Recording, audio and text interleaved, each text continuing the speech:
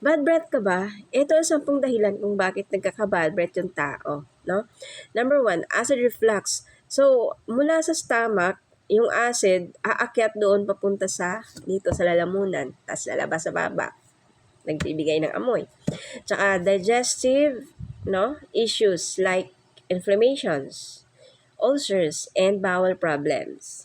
Ibig sabihin, pag hindi ka nagtatae araw-araw or tumatae, mabaho ang iyong hininga.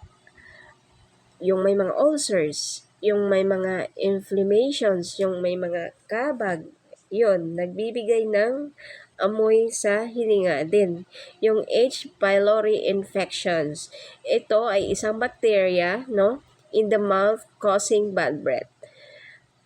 Itong bakterya na galing sa ating babay, yung pag kumakain tayo, kahit matutulog na lang, hindi pa nagtutoothbrush, iyon nagkokos ng bakterya doon sa baba natin, yung mga pagkain na hindi nalinisan sa loob ng ating baba, tapos matulog ka na lang paggabi, pagising pagka umaga, baho talaga ng baba.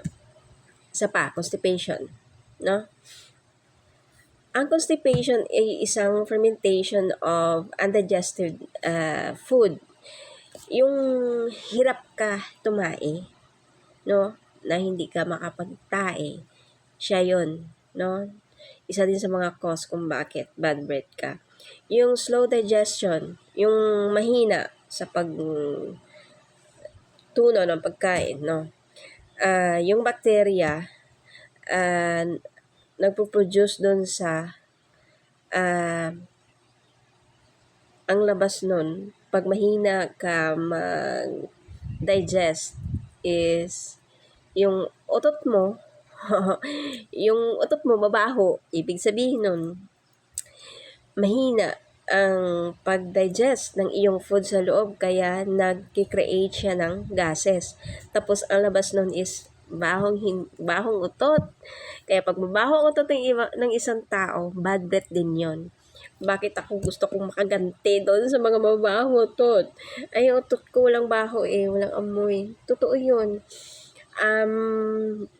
Ito pa, low carbs diet, no?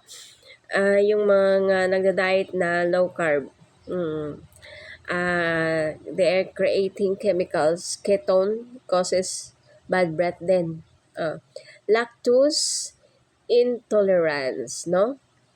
Yung mga hindi nakaka-digest ng lactose. So, bacteria growth due to